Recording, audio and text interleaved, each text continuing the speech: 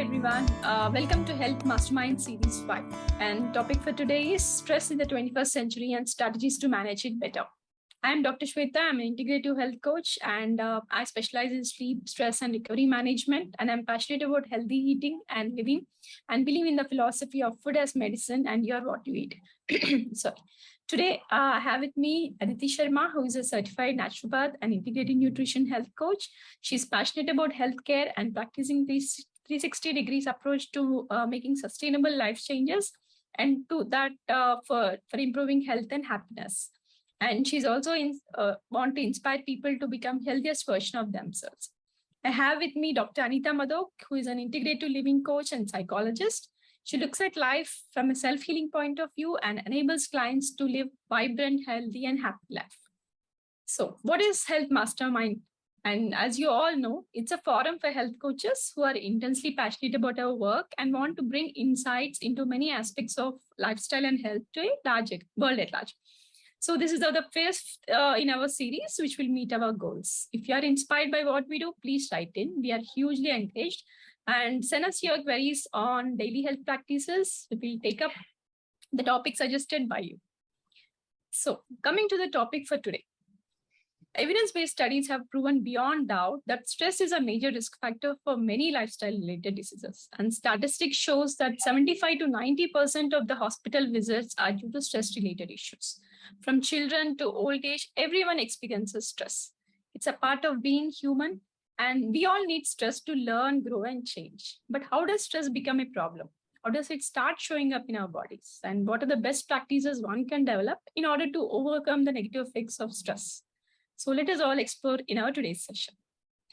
Anita, so being a psychologist and integrative nutrition health coach, you would see a lot of clients who experience stress coming to you. So what do you think? What are the different types of stress and how people are getting affected by stress? Well, stress can be fabulous or stress can be fatal. There is a unique and individual response each person gives when faced with a stressful situation. Let us go back in time when human beings evolved in prehistoric times. At that time, the most important need was to survive all the uncertain vagaries of the world, including inclement weather, food, shelter, and survival of other predatory animals. At that time, when faced with adversity on these counts, the human body evolved to enable the mind to comprehend danger, the heart to feel stressful emotions, and the body to respond with appropriate fight or flight response, with a combination of adrenaline, cortisol, insulin, and several other hormonal responses. Nothing much has changed in the mind, body, or heart since then. But what has changed is the external environment.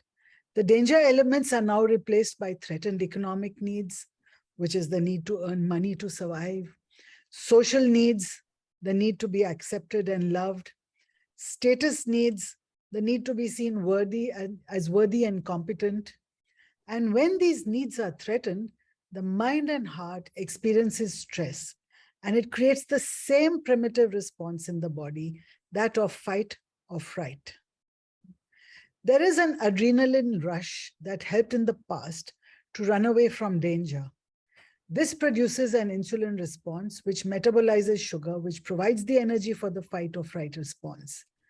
The response of the body in today's time is out of proportion to the nature of the actual threat experienced. And the adrenaline, cortisol, insulin response that inside the body creates an imbalance. This also creates an imbalance in the emotions and in the mind, which is experienced as stress. If stress is chronic and ongoing at home and at work, whether it's relationships, social pressure, work pressure, or any other form of stress, it can create pathological side effects if not managed appropriately.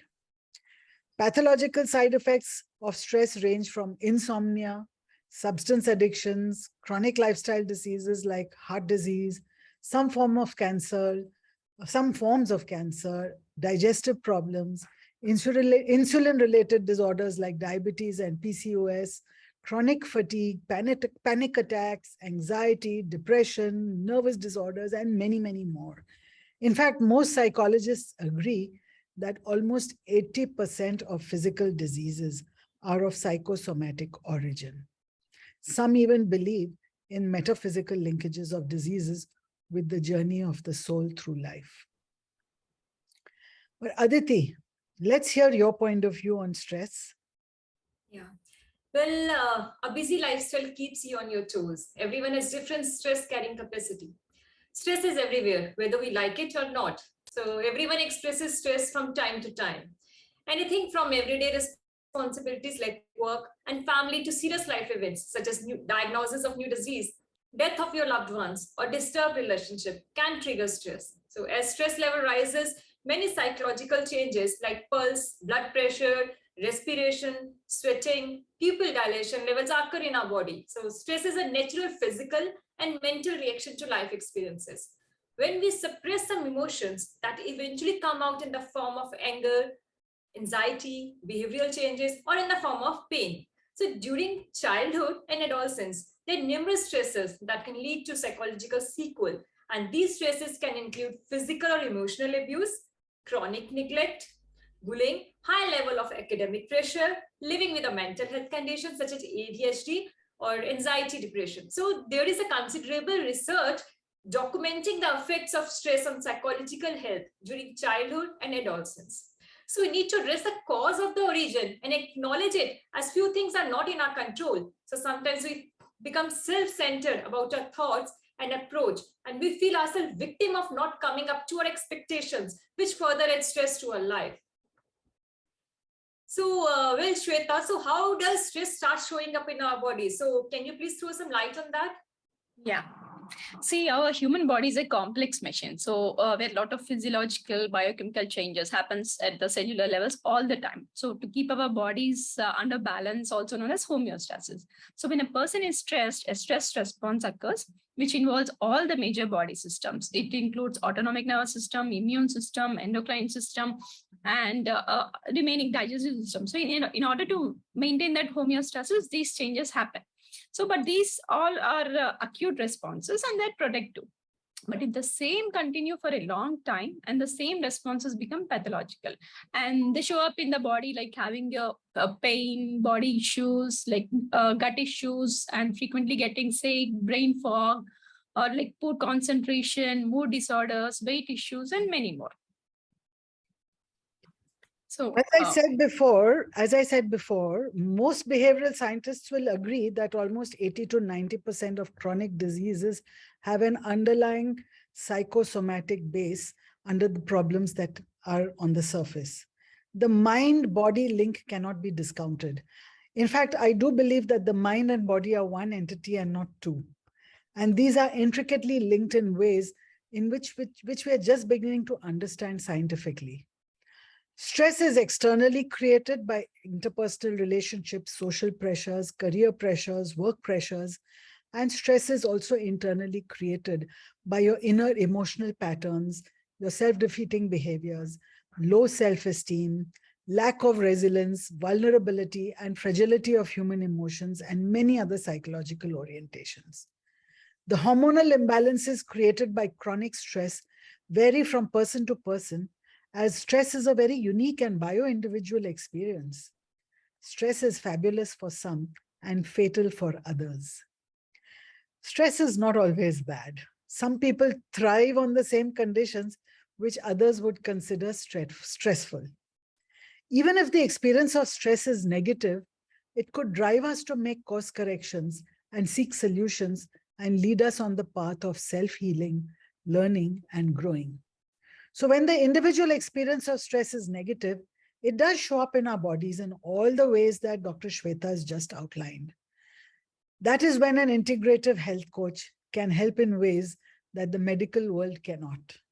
While the medical world looks at body symptoms and treats these, an integrative nutrition health coach will look at holistic stress management and learning responses that can transform the client with not just body healing, but also including the mind, heart, and soul as well. Aditi? I can share some points on like how like as being a background of gut health coach, I can throw some light on how like stress affects our gut health. So I see a huge impact of stress on my clients on these gut issues and all. So the gut and the brain have a special connection that some people refer to as a digestive system, as a second brain.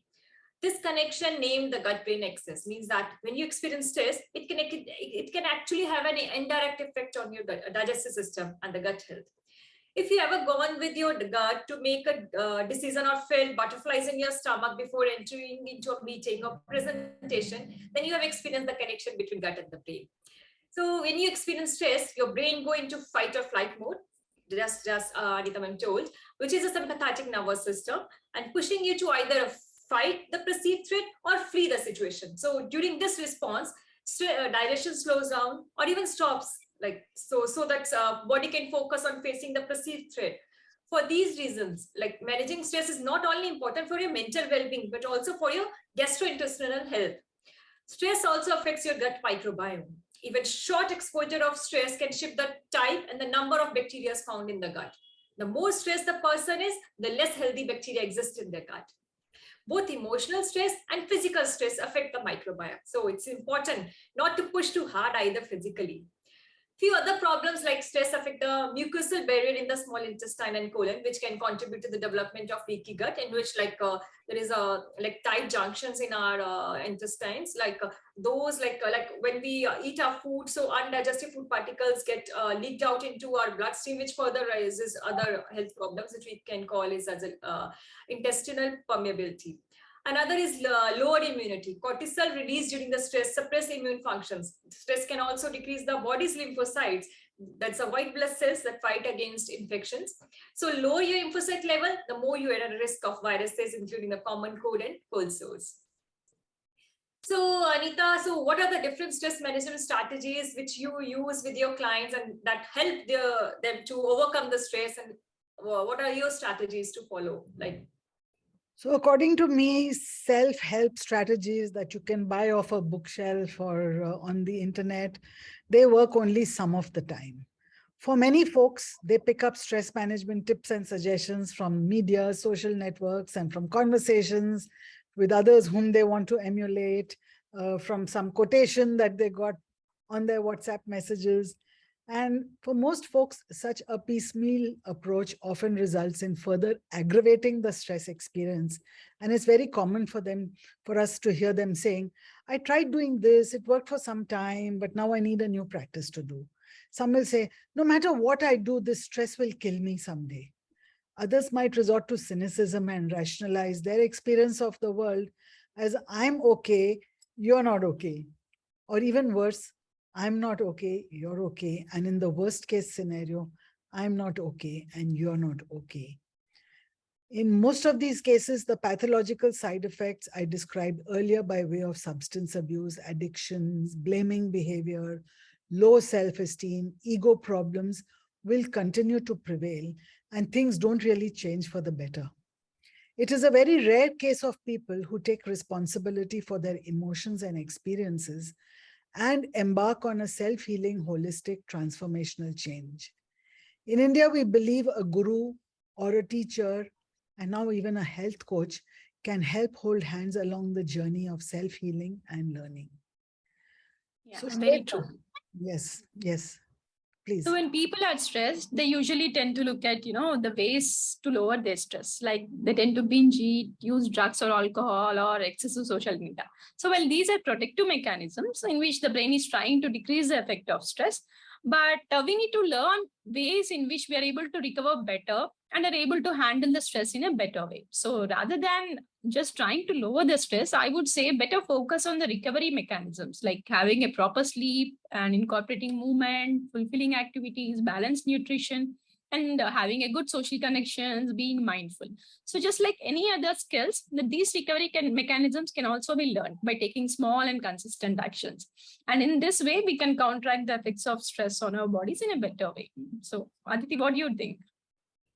Well, stress is all around us. There is no escaping it. Rather than viewing the stress as something to eliminate or avoid completely, we need to find ways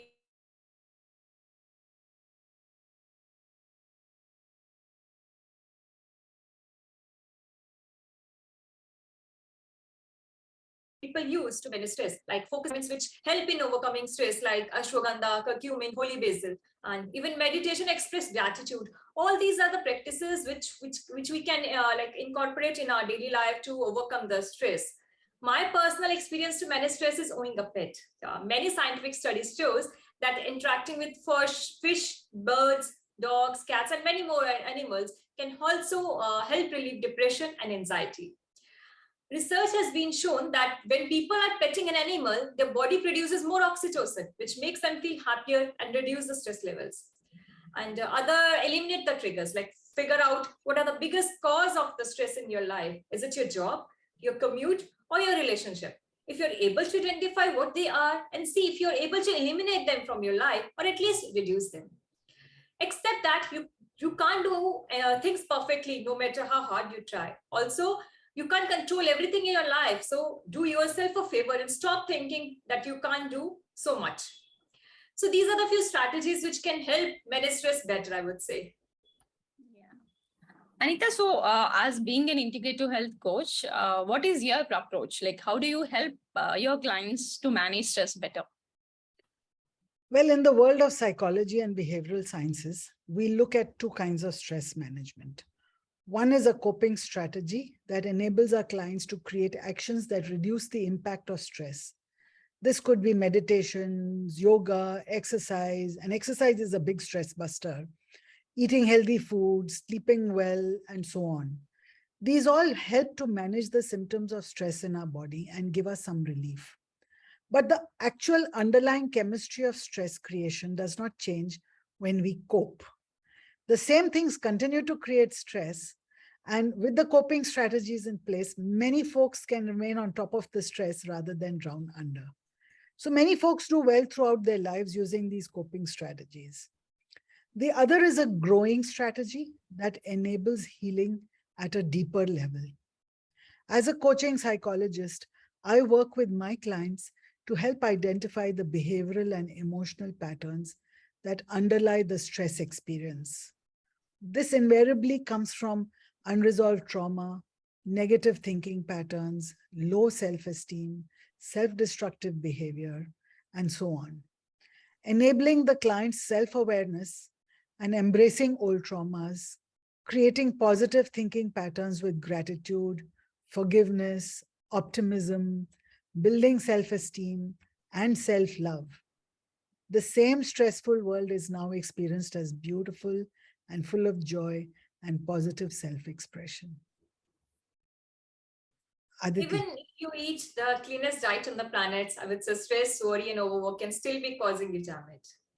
Imbalance in one field will reflect the presence of stress and its tolls on health. Health coaches are trained to provide a supportive environment that's non-judgmental and unbiased. This allows our client the space to talk out their issues, and they speak out whatever they feel in from inside, and they openly speak whatever they feel like to share and like give their views and ideas. This often helps clients realize the answer to their own questions and allow them perspective to see more clearly. So we as a health coach support you to overcome these stressful conditions more smoothly by helping you to identify the cause of your trigger and support you in your journey. And the way you respond to the stress, however, makes a big difference to your overall well-being. Yeah, see, as a health coach, when a client comes to me for any health issue, first I would like to look for all the hidden stressors that might be affecting their health indirectly. So this can be done after thorough evaluation of their lifestyle and the way their day goes. So after identifying them, I would ask them to just keep a note of their daily routine or help them identify their own stressors. Then we will try to address the stress by incorporating more of stress relieving activities, which can be, whatever the client chooses, like meditation, yoga, deep breathing, or connecting with friends, journaling, and having a nature time. So finally, I would like to say the greater is our recovery behaviors we tend to develop, and the better will be the ability to manage stress. So, yeah. So this is a discussion about stress and its management today. And I hope you all have found this insightful, and see you all again in a different topic. Until then, bye and take care. Thank you. Bye. Thank you. Bye-bye.